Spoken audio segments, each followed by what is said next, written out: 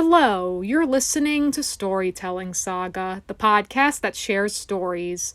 I'm your host, Allie, and this week I'm discussing The Phantom of the Opera, and this is, of course, the longest-running show on Broadway. It originally debuted in London in 1986 and then on Broadway in 1988. The music is by Andrew Lloyd Webber, and the lyrics are by Charles Hart. I've seen this show twice on Broadway. The first time I saw it was for an 8th grade field trip, and the second time was for my friend's Sweet 16. So it's been over a decade since I've seen it, but the music to me is the most powerful, captivating, amazing thing about this show. And I remember, though, in 8th grade, we read the book before seeing the musical. And I don't believe it was the actual original version of Gaston Leroux's book, the original Phantom of the Opera. I believe it was just kind of a truncated version of the story. But that one really delves more into the backstory of Eric, the Phantom, and his deformity and just his very sad life and how he comes to know and fall in love with Christine Daae. And also in 8th grade, we actually sang a few of the songs for, I think it was just an annual school concert. So we all had to sing the song, because I actually was never in chorus, but just in my class, all of us together, we would sing for the concerts every year in middle school.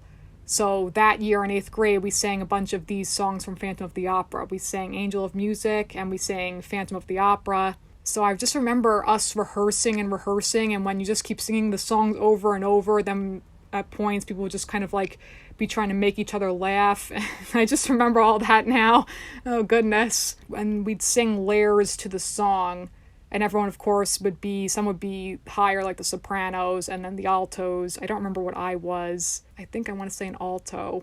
And people would be singing like the harmony of the song, like not the melody, like when they're singing, "The Phantom of the Opera is there, the Phantom is there inside." Oh my God, I'm really digging up old memories right now at this moment. But I remember seeing it for that first time for our 8th grade class trip. We were up in the balcony, and two things I remember were a letdown. I'm remembering this now, my goodness, at that time. Because when you're in middle school, everything is like, oh goodness. You have such an attitude, first of all, when you're, say, 13, 14 years old as an 8th grader, because you're just coming into your own and realizing things. Like when you're getting older, it's like you don't like things when you were a kid anymore, like you're outgrowing things, that kind of stuff. So you think you're too cool for everything. But anyway, not to derail too much down that path, but I remember 2 letdowns because our teacher hyped it up so much. The climax leading up to the act break, when the chandelier falls, we were like led to believe it's gonna be like this huge thing with like sparks flying and just like this crazy thing. And then when it happened, we were like, that's it? Like that was so anticlimactic, whatever. We didn't say that as 8th graders, but we were all just were kind of like, oh, okay, that wasn't that like scary or anything. And also that we were disappointed with the part when Christine takes off the Phantom's mask. And our teacher was like, oh, if you find it really gross, you can turn away. Don't be scared. It's only, like, just don't worry, everyone. And then everyone, when it happened, we were like, first off, since being in the balcony, we couldn't see it as well up close. But then also the fact that it's just makeup. So it's like that suspension of disbelief, even when you're, as an 8th grader at the time, none of us were like so shocked and appalled by his supposedly grotesque face, because we were just like, that's just makeup, obviously. That doesn't look like so deformed as it's supposed to be, like his burned, deformed face. So I just remember that.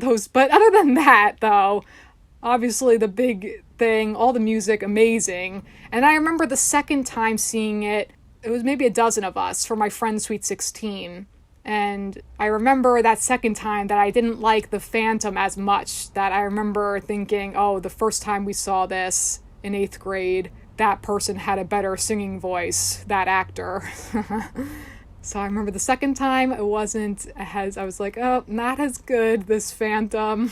My goodness, the things I'm randomly remembering. But this musical is absolutely phenomenal. So dark and captivating and really heartbreaking that this Phantom, he's so possessive of Christine because his entire life he's an outcast, shut out from society because of his grotesque form, never having experienced true kindness or compassion from anyone. So he lurks in the shadows, but he has this amazing, beautiful gift of song. So he becomes Christine's angel of music.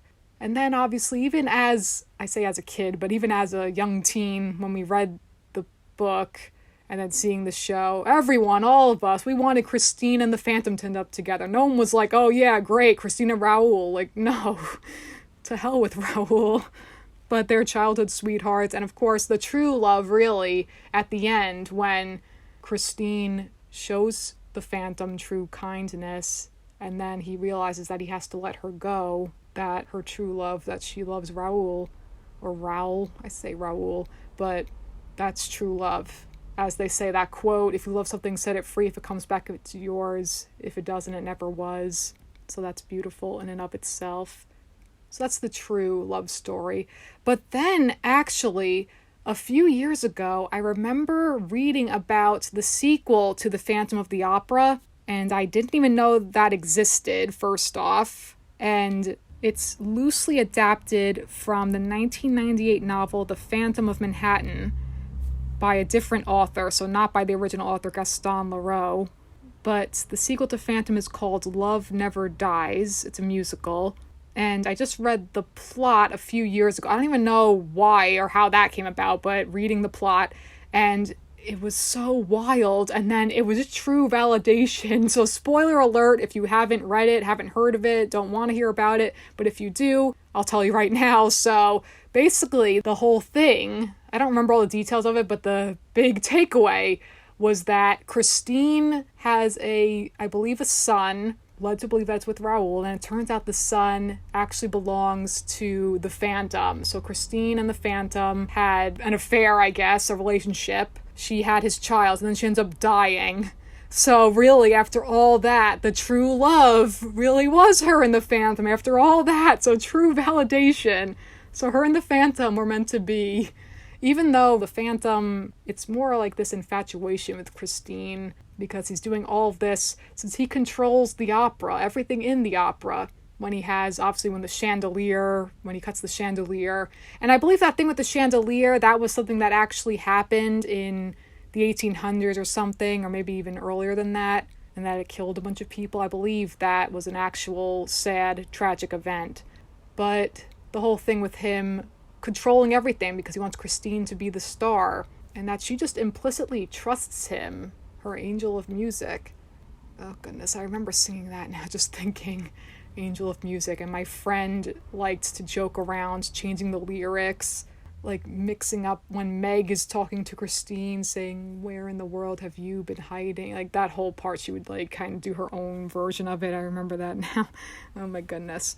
But I will say that every once in a while I just listen to these songs. This is just one of those soundtracks I could just listen to the songs. The music, it's so powerful, it's so gorgeous. And that opening song, the overture, with the opening scene in the musical with the auction, when the man is trying to auction off the chandelier from years and years ago, the broken chandelier.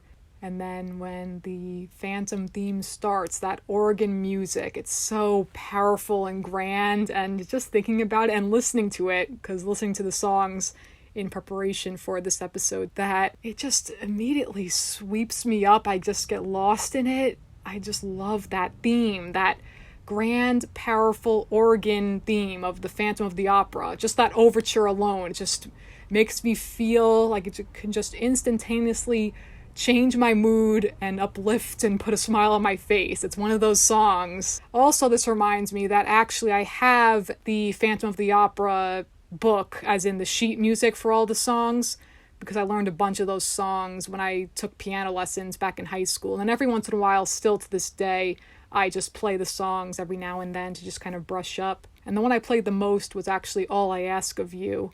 But I played that one, and also Music of the Night, and the main Phantom of the Opera theme. And I just love all of these songs. Think of Me is lovely. I love Angel of Music, because just thinking of all those memories of singing it with my 8th grade classmates over and over. And I remember as we sang that, other people would do the Meg part, so then it would be like, stories like this can't come true, like whatever, the whole part with Christine, her singing that, Christine, you must have been dreaming, that whole thing. And I remember also watching the musical and being like, oh wow, we're already up to the Phantom song, the songs just come really quickly. But my favorite song in this musical is Music of the Night. I just love all those lyrics, it's so gorgeous and powerful and just awakening that, as it says in the song, let your fantasies unwind. It's beautiful. Open up your mind, let your fantasies unwind in this darkness which you know you cannot find.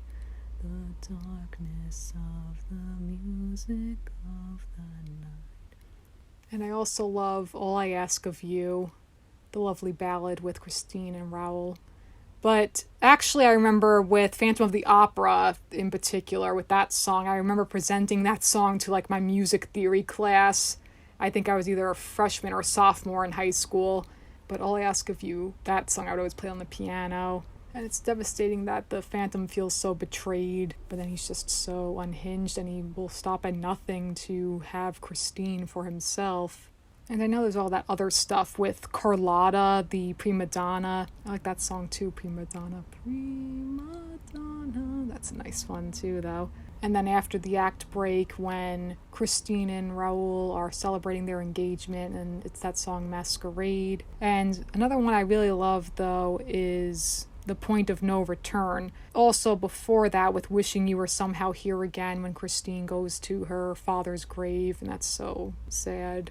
I think we sang that song too, now that I think about it. I think we sang 5 songs from Phantom of the Opera for our little, whatever it was, our spring concert for, I don't know why I'm laughing, but, I'm laughing because it's just something I haven't thought of in forever, so when you think about it again, all of a sudden, it's kind of like you're there again, just remembering it.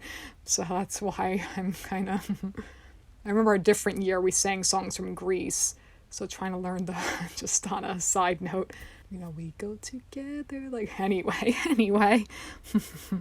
As I said, I also love Past the Point of No Return.